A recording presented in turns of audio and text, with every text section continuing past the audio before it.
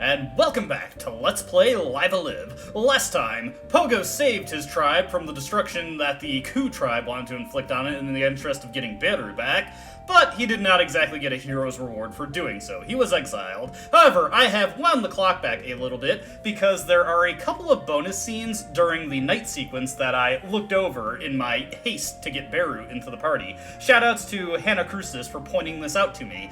We can actually enter the Elder's room during the night sequence, and obviously, like so many other cavemen, he is asleep, which means we can enter the room that he was blocking us from previously, no problems. As you can see, this is of course his bedroom. No wonders he didn't want Pogo poking around in here. You can interact with this meat, but Pogo, perhaps wisely, thinks otherwise of taking a little nibble of it. The Elder will probably pretty quickly notice that. The most unique thing about this room is that there are two materials you can loot here. A stone knife in the left shelf, and a leather strap in the right shelf. This is your only way to find these materials without actually crafting them. Not that it helps a ton, because it's pretty easy to get what you need to craft them, but it is pretty nice to know, and if you think to check these, you get two good crafting materials, no questions asked. You cannot harass the Elder while he sleeps. The other bonus scene happens immediately after we recruit Beru, so let me get that sequence done real quick. Alright, so here we are with Beru in the party, and there's another little bonus scene, not the one that I was referring to, but if you leave without interacting with Gory, he is in a hurry to not be left out, so he just runs to us on his own, so you don't actually need to interact with him. He just rejoins the party, no problems asked. However, the bonus scene that I was actually referring to is once again in the Elder's Cave. If you come here while Beru is in the party, and you can only do this during the night sequence right after she joins, try to enter the Elder's bedroom again,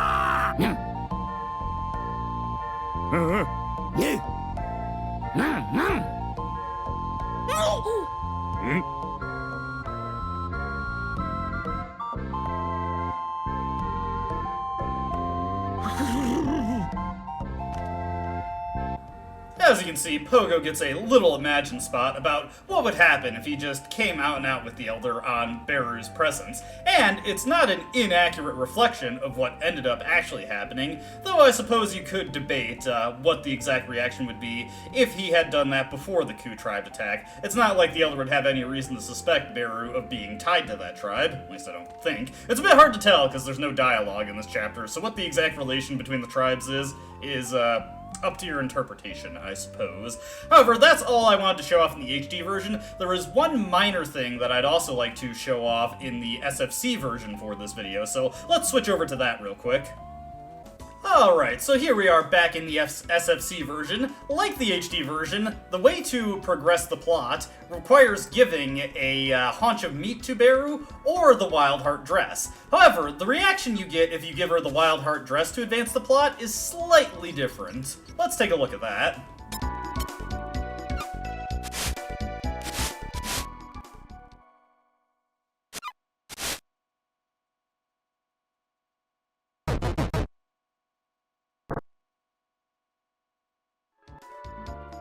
Boy, this is just like one of my Japanese animes. But yes, the reaction to giving her the Wild Heart dress in this version is, less on the suggestive side and is a bit more overt, shall we say. Am I gonna have to flag this video as not safe for work? Probably not, probably not. Kinda like a similar scene that happens in Final Fantasy IV, now that I think about it, although that one went on for a little bit longer. Anyway, that's the only thing I wanted to show off here. With that taken care of, let us return to the HD version, where we are in exile from the cave, and I've already taken care of the grinding that I mentioned at the end of the previous video. Alright, so here we are back in the HD version. Now, a couple things I want to go over. As you can see, we've gained a few levels since last time, and Beru is at level 6. Now, if you're playing the HD version, level 6 is enough.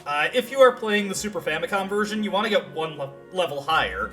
But we want to take a look at the ability that Beru learns at level 6. A light-based skill called Sing Hurt. This is a multi-hit skill with a charge time that hits up to 10 times. But that damage medium, it is really underselling just how good the skill is, especially if you outfit Beru. We're gonna get a chance to look at it. Beyond that, Pogo has also learned a couple skills. Wii Jump, which is an attack that allows him to jump and attack distant enemies. That's pretty decent damage, but it gives him a speed debuff. I actually don't know if the skill keys off the speed stat or not. It's honestly kind of hard to tell. Yum Bite is a very, very low-powered skill that heals some HP back when it connects, and it can also debuff the enemy slightly. Not that great, though. The debuff is very inconsistent, and the healing is almost non-existent, so it's not that great. As you can see, time has advanced to the point where it is now night out in the wild here. Now, I want to come over this way because you'll notice a seemingly unaffiliated caveman. We haven't seen anybody with yellow loincloths yet. Would it be accurate to call the loincloth? I don't know. Anyway, I did get a comment from someone saying that Captain Wedgie said it. No, it was not Captain Wedgie. Captain Wedgie did tell me something, though. He did tell me that the encounters in this chapter actually do scale slightly to your level. It's not as pronounced as the other chapter that has scaling encounters, but you will gradually see less and less of weaker enemies until you are eventually only fighting the strongest things available in the chapter. But it's a gradual thing. Only eventually do stuff like the puppies get pushed out. Anyway, somebody else did leave a comment asking me to show off items. Hold on real quick, I'll cut ahead. Okay, I was wrong, it was Captain Wedgie. Sorry, I got a few comments of stuff that I wanted to address, so I was forgetting who said what. Anyways, they wanted a demonstration of the usable items you can get from crafting. Now, some of these aren't that great, but we'll make them anyway. Let me see. I believe it's a stick and dried skins. We get a thump drum. Also, as you can see, this guy crafts stuff for us much quicker, so this isn't a bad place to craft if you didn't do it in the cave itself. Another thing that we can make is combining a leather strap with a hard rock will get us a bola. Now, not Ebola, Ebola. The other thing that we can craft that we don't already have one of is hard rock and bone to get a stone knife. And actually, we want to make two of those because the stone knife can also be used in battle as an attack item. Let's get the another stone knife there. But the stone knife can also be combined with the beast fang to get prickly stones. So those are all of the usable items, or items that can be used in battle that you can craft that we did not already have or show off. But there is one other. It is actually our laughing mask. Let's unequip that for a moment. I do want to put it back eventually, but for right now we'll unequip it, and let's do some hunting. We've got a bunch of stuff to show off, so let's see. This just leads us to a material, which is a beast fang. I believe there is a limited number of encounters you can get into here, so eventually the stuff will just all be gone. But let's get into this battle here, and let's just do a montage of all the things that we have to show off. First order of business, let's go through our items here. Let's use the laughing mask. As you can see, this is usable as an attack in battle. It causes the silence status, I think that is on enemies, or maybe it's some kind of sleep status. I don't know, I didn't realize there was a silence status. But this is an infinite use attacking item. It's not that good, but, what even status was that? It was like Rage? Honestly, there are certain statuses you see so rarely that I don't even really think about them. The Thump Drum launches a wind-based attack that can, I believe, confuse the enemy. Yeah, it can confuse the enemy, as well as lower some stats. It's not that powerful, but it is another infinite use attack item. And let's see here, next up, let us use the bola here. Now, one thing to note about the bola, let's see, it is a hinders an enemy's agility, it hits twice, and it can bind their legs as well as lower their speed. But this is single use. And given how you have to get a stone knife in order to get a leather strap, it is really not worth to constantly spend the materials on it to get them. That was not good damage at all. Ditto for the prickly stones, which can at least has the novel effect of stunning the enemies. You know, if it succeeds. Oh, and it also creates a shock tile field. Shock tiles, or lightning tiles, are the strongest tile effect in the game, dealing 32 damage. And it's pretty good healing if you're able to take advantage of absorbing it. There's Beru's terrible defense coming into play. Even with her best armor, she takes a ton of damage. But with all those attacks utilized, we can now show off Sing Hurt. So let's get that charged, and we'll just turn in place. This attack, look at this damage. If it can hit. Well, okay, that wasn't a good demonstration, but you see how that only hit 4 times and it did 600 damage? If all those hits that it tried to inflict were connecting, that would be insane damage. It would go up to the damage cap of 999. There are quite a few multi-hit attacks in Live Alive that do deal pretty good damage, but in the transition to the HD version, they have actually been nerfed heavily and have huge accuracy penalties. They are extremely broken in the SFC version. Here we can find a hard rock. It has a bit of an interesting view of the scenery ahead of us, but not really anything we can do with it. With all the items demonstrated, also I better re-equip Pogo's laughing mask. Much better as a piece of equipment than as something to use in battle, particularly that a special attack bonus will eventually come in handy. One other thing to note in this wilderness area is this rock over here that looks like a face. There's nothing we can do with it at the moment, but remember it for later. After a certain point in the story, we will be able to do something with it.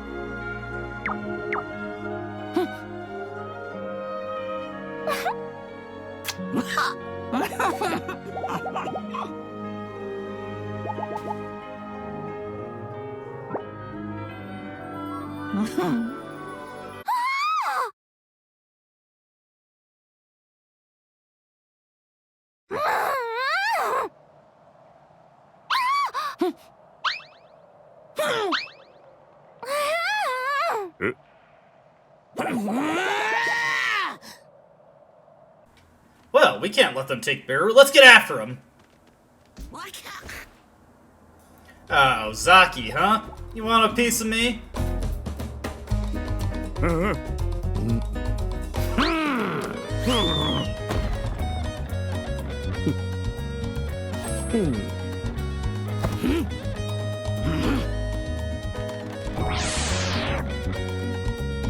Alright, we've got a 1v1 with Zaki. Unfortunately for him, he's not any stronger. Well, we've picked up some new abilities, so let's see. Yeah, let's just go for some Wii jumps on him.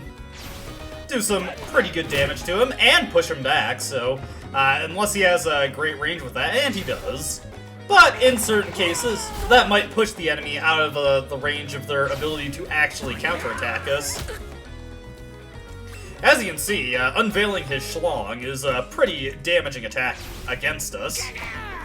Okay, so yeah, the speed debuff from Wii Jump definitely does not affect the damage that it deals. Anyways, now that we've got him trapped in the corner here, well, okay, we could have just kept pushing him back if we didn't miss. That's unfortunately something that happens with low accuracy in moves. Oh, come on, Pogo. Get it together. I'm not too worried about his lizard cod piece. Alright, let's try this again. Oh, come on! Why does he keep missing? Hit him! Speed does not affect your accuracy, so that's not what's going on here. The game is just being annoying to me. Oh, hey. He got a chance to attack before I got a chance to go forward. Ooh. We better actually heal that off, so let's just get to a safe space, and let's use our Haunch of Meat here. As you can see, the Haunch of Meat gives pretty good healing back, and gives us buffs to all our stats. Very nice. So now, let's just get in position, him with another Wii Jump, and that should be GG for Zaki. I was just using the Haunch of Meat there in case I missed again.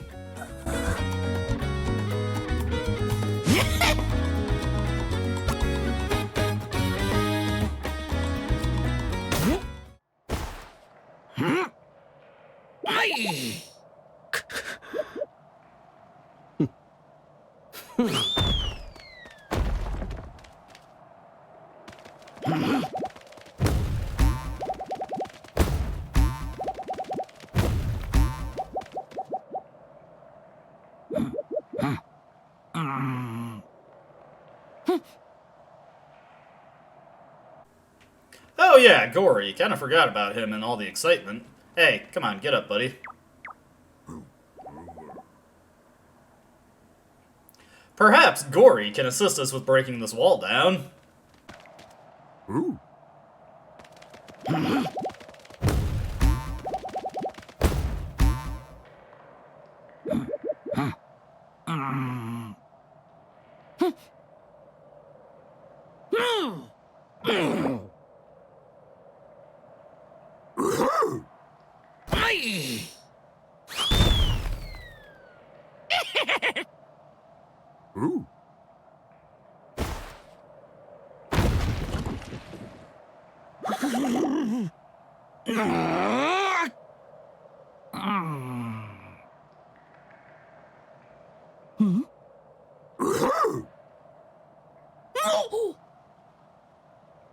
Ooh.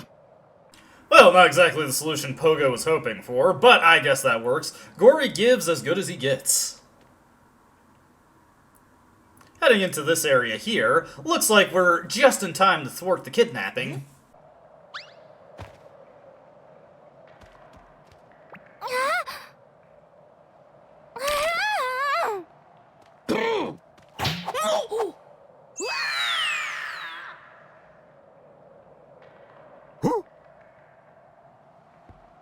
Ooh.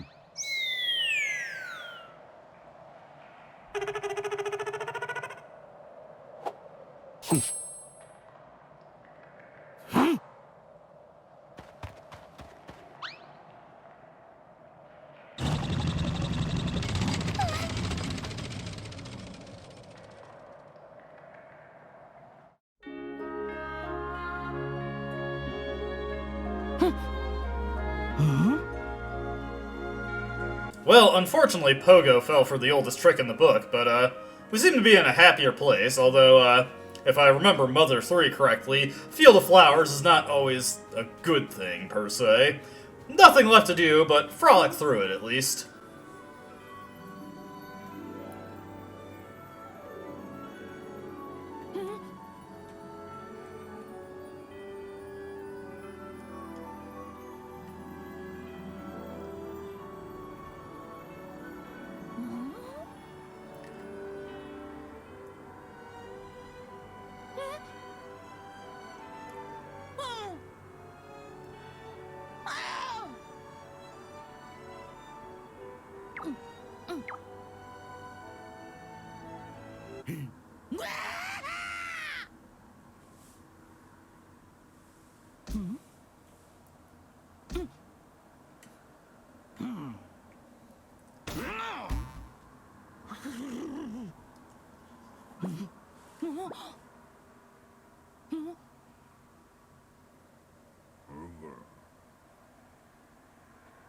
Pogo's dream quickly devolved into a nightmare, and we find ourselves in a cavern. You know, it's so different from what we've been doing in the rest of the game. Anyways, there are enemies wandering around here, and meat to be found, which is good, because I needed to replace the one that I used. As you can see, Pogo signifies these enemies as being a bit more dangerous. Here we've got some playful moles. Let's see here. Let's go for... A lot of the stuff we have isn't particularly good against these guys. How much HP do they have? I'm just shopping around. Oh, only 10 HP. In that case, let's go for the stench poop. Let me see here. I do want to hit as many as possible, so if I move up one space, we should be able to hit 4 of these guys. There we go. Give them a case of the gas. These moles, in and of themselves, as you can see, it does enough damage that we don't have to worry about the resistance. Generally speaking, attacks being resisted isn't as detrimental to attacks as you'd expect. At least not in most cases. Let's go for a poop throw here. As you can see, it does more than enough damage to take out one of those guys, and with the 16 tile damage, that'll also finish these guys off. Overall, not the most dangerous fight. As you can see, they hit pretty hard, but nothing to be too worried about. Here comes the mischief, though. That can interrupt your charges, which is pretty unfortunate for Pogo, because his actually damaging attacks can be completely no-sold by that. I don't think Sleep Trick will deal enough damage, but let's check it out just in case. If nothing else, I might be able to disable... Oh, hey, it does! Sleep Trick has very, very low base damage, and obviously being resistant does it no favors. But with the Laughing Mask, at least, we are able to deal some amount of damage with it. Alright, hey, that guy took himself out with the poison tile. Let's just have Gory go, bang slap, and finish it off. Playful moles, not really dangerous, just very annoying. We'll have an attack eventually that allows us to easily defeat an encounter like this, but we don't have it at the moment. Among other things that can be found in here, as we head over this way... Did I say among other things? I meant more moles. There are more dangerous enemies in here, trust me. Let's see if this is it. That was, in fact, a mole. Singular. But hey, found some meat, at least. Alright, come on.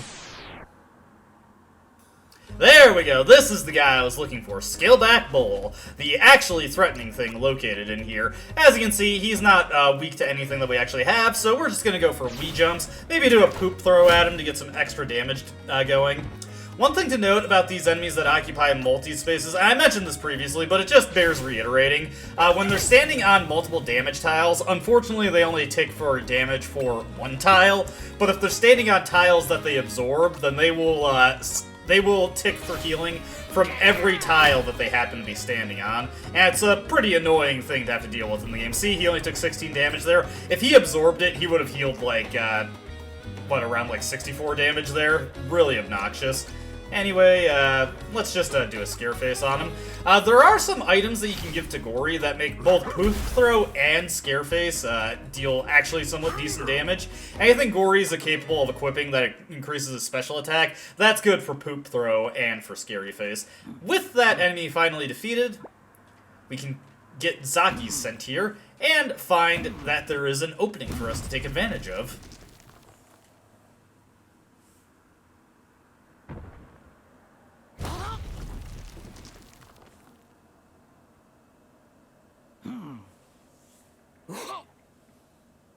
Fortunately, we were able to get past that, with it only being a slight detour and inconvenience to us. Let's catch up to Zaki. Now that we know the pit is here, Pogo is able to jump over no problem, and Gory just does what he does. Anyway, let's make our way out here and see if we can't catch up with the Kuu Tribe.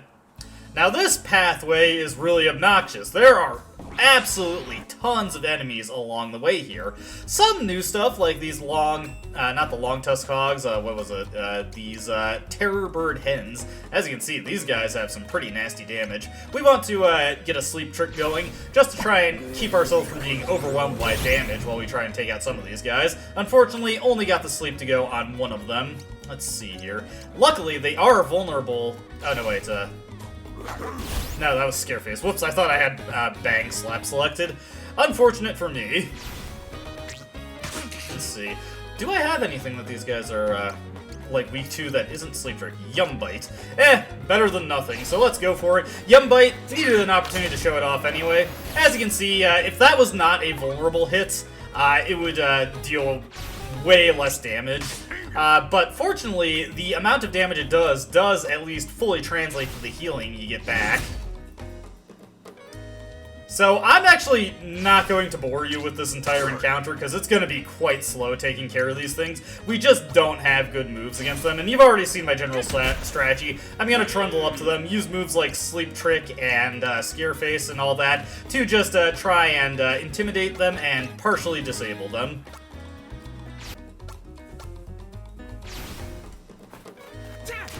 Alright, after various bites into these ostriches, we are finally clear of them. Unfortunately, combat in the prehistoric chapter, kinda slow and not terribly interesting, because it takes you a while to get the really good moves. That Burn Spark right there, it's a fire attacking option for Pogo, but it runs off of his special attack, so it really is not that strong, unless you have a really good accessory for it, or you kept all those flowers and then slapped them onto Pogo. Alright, got some more new enemies here. Sabertooth Tigers are not new, but these guys right here, the bighorn cows, let's see, they are resistant to bash attacks, but jumping hits them just fine. We really want to get rid of these Sabertooth Tigers first, so let's just go through pow kicking them, try and get them taken out as best we can. We'll throw out some turds to get some passive damage going around, some AoE, as these guys try to approach us. And I might want to have Gory use the Fertility Charm, just in order to get some extra accuracy on the Pogo. Get these POW kicks a little bit more consistent. Yeah, like, if both of those hits there connected, it actually would have worked out good for us, but unfortunately, not as such. But let's just get the Fertility Charm going, and then we should be pretty good there. That guy was not intimidated for very long. Status effects do not last that long in this game, and in fact, buffs in general don't last that long either. So it's kind of annoying to make effective use of those. That guy's just gonna Dust Bath. That just heals him a little bit. Nothing too detrimental to us. Let's see here. I'm gonna be able to hit him with a Wii Jump, so instead, let's just move in to POW kick the other Sabertooth Tiger. No worries about that. As you can see, the Prey Heal just does such good healing, and it's an infinite use item, so it's a really, really valuable thing to have. You really, really want it for the bonus fight, and in fact, you want 2 of them for the bonus boss of this chapter. Insanely helpful to have 2 of them. Okay, so now with that taken care of, we can start Wii jumping on these guys. Get this one taken care of. There we go. With the status buffs that we got there, really good damage being done. This guy's going for a Goring Rush. Nothing too threatening to Pogo. That's one thing that's really great about Pogo, is he is insanely durable. Gets some of the most HP in the game, and he has a really good equipment pool, so he's able to fortify his defenses to augment his impressive HP pool. As you can see, our buffs have already worn off after a few turns. Not able to kill it with that final Wii Jump there, but that's not a huge deal. We'll just go for one more, and then this fight will be in the bag. And as you can see, the fights in this chapter are kind of slow, so I won't be boring you with enemies that we've already seen, just because even if I can kill them in a single hit, it still takes quite a while to take out some of them, so mostly you're going to be seeing boss fights and then just a demonstration for the enemies available. At the end of that battle, Gory actually leveled up and got a new ability, so let's take a look at that. Chest Pound. Hurt many bad with bang chest and big hearts. This is essentially Gory's answer to Sing Hurt, a demonic or dark type skill that does a lot less hits and for lower damage, but it has a short charge time. There's a very specific accessory that greatly increases the damage that this skill does, but I'm probably not going to use it too much just because, like Sing Hurt, it has terrible accuracy, see, and it doesn't dole out nearly as many hits to justify using it most of the time, but it may come in handy for a couple fights. Anyway, heading into here, as you can see, this guy is blocking off the entrance to the Kuu Tribe lair.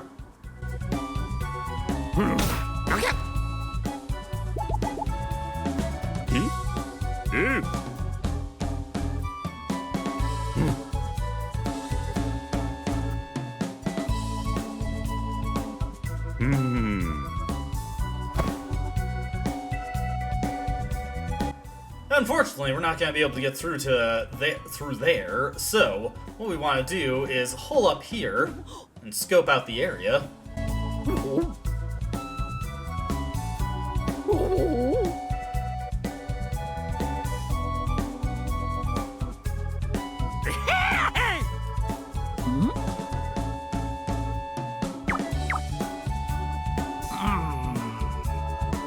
Looks like Gory is really agitated by something. He seems kind of incensed. Well,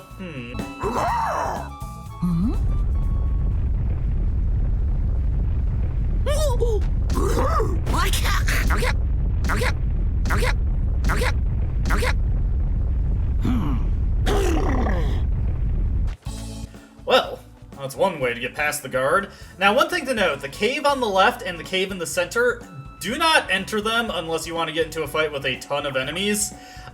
There's a specific skill that Pogo learns after leveling up enough that'll make it easy to demonstrate those fights just for showing it off, but for this instance, we really just want to enter the cave that the game is indicating to us.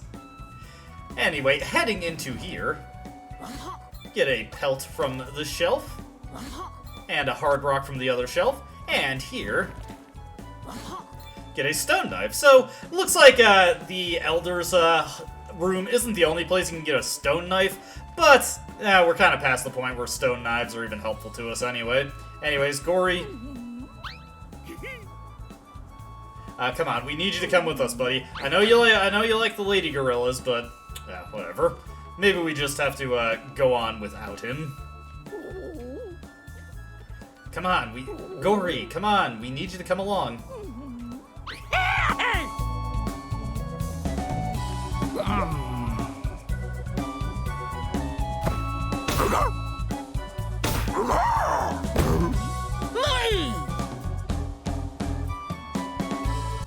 Well, looks like Gory has made a bit of a rapport with the lady gorillas. Now, at this point, we can head deeper into the area. We're actually in the final area of the chapter. The Kuu Tribe cave is kind of like the final dungeon, but at this specific point, after Gory, shall we say, fraternizes with the lady gorillas, something earlier in the chapter opens up to us, so we want to double back real quick. Alright, so here we are back at the cave where Beru got kidnapped, and some kind of duo here. Looks like they're trying to make it over the hole, but not exactly confident in their abilities to jump it, so...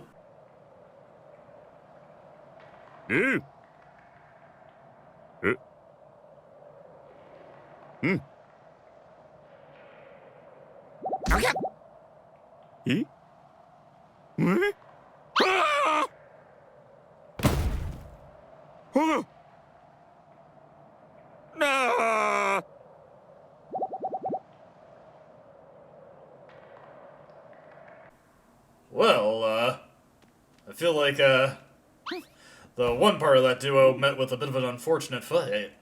Unfortunate fate. Yeesh, my words are all jumbled up here. Well, I guess that's not our problem.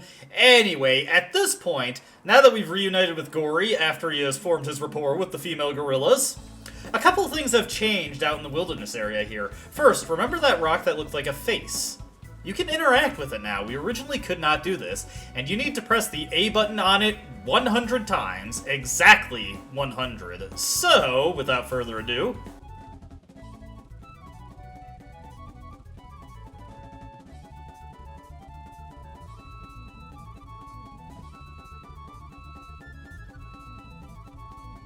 at the 100th press, you'll hear a clicking noise. Don't press any more at that point. We need to make our way over to the opposite side of the wilderness, and be careful when wandering around the wilderness at this point. The bonus boss of the chapter has made his appearance, and you don't want to blunder into him. Fortunately, unlike other enemies in this chapter, you will know when he's nearby. Actually, you know what? I'm going to keep the commentary going because Pogo got his next attack at level 9, Big Shout. This is an attack that hits the entire battlefield. And for not terrible damage, honestly. This is another attack that keys off of your special stat, so it's pretty good here. Here's another chance to show off Bang Chest, or a chance to show off Bang Chest. Now, against stuff that is vulnerable to it, or Chest Pound, stuff that is vulnerable to Chest Pound, as you can see, takes some pretty stellar damage from it. So it's not that bad, it's just against the things that you really want to work against, it is crazy inaccurate, and it can be pretty frustrating to get that to connect. Big Shout is just kind of amazing in general. It's got surprisingly good damage for a special-based attack from Pogo, and obviously just the ability to hit the entire field is so good. There you see another problem with multi-hit attacks, is that when they are over an AoE, they do not have any sort of targeting pattern. They will not focus on any particular targets. They can just randomly miss on the same target repeatedly, or just waste all their hits on a particularly durable target. But yeah, as you can see, shouting there, pretty good against these enemies. And these enemies, now that we've scaled the encounters up a bit, are given some pretty good experience. It's really unfortunate that Gory does not learn that many more skills. But as you can see, interacting with that face 100 times has opened up this cave here, and there's some kind of monolith. Well, what if we just offered up a bone to it?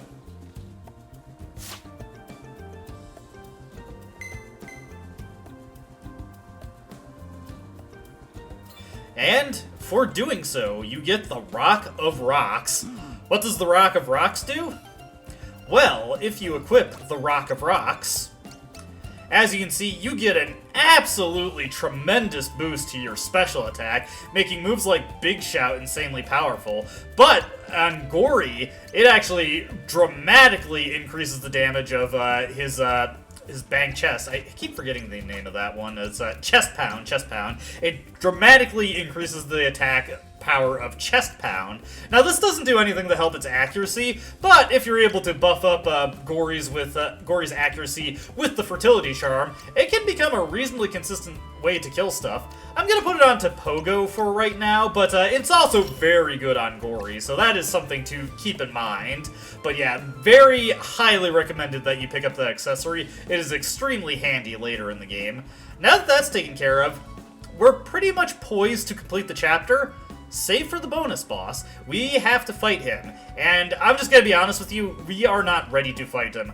The bonus boss is extremely evasive, ridiculously so. So we, in addition to just having better chances of surviving his attacks, we do want to spend some time leveling up to get our accuracy up, to get our durability up, and hopefully around level 14 or so, I should be able to beat him. You can only level up so much in a given chapter. I'm not sure what the level cap is for this chapter. I know in the near future chapter you can only get up to level 14. Not sure if there is a hard cap on the level you can get to in this chapter. Regardless, I'm gonna get myself decently powered up so that I can actually hit the boss and, you know, survive the hits that he throws at me. So that's what I'm gonna be doing. When we return, we'll take on the bonus boss, and then we'll be more than ready for the final boss of the chapter. Hope to see you then.